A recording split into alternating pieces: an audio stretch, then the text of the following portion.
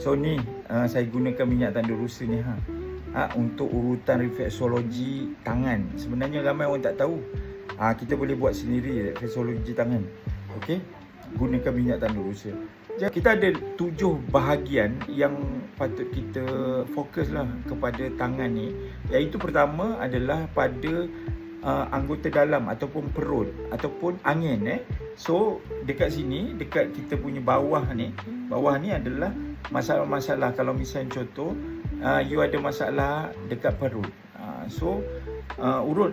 Biasanya urutan kita tu kita boleh buat 8 kali. Tak kisahlah antara kita tarik atas ataupun bawah. Okey, itu pertama. Saya kena ringkas lah sebab video ni terlalu panjang.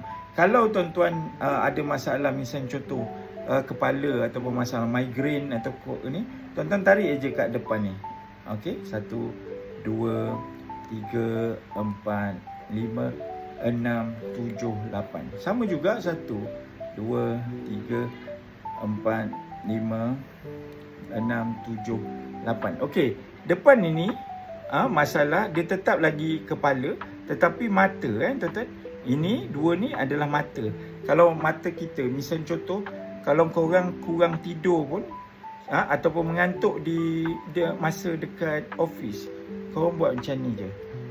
Kita punya kelengking dan juga ibu manis jari manis. Okey, so buat macam ni dekat celah-celah ni. Okey, so boleh buat waktu pagi dan juga waktu nak tidur. Right. So kalau sakit belakang, tuan-tuan, sakit belakang dekat di sini tuan-tuan. Dekat sini. Sakit belakang. Okey. Itu adalah 7 asas kepada refleksologi tangan, tuan-tuan. Dia tak nampak macam kesan sangat, tetapi saya ajar yang tapak tangan ini supaya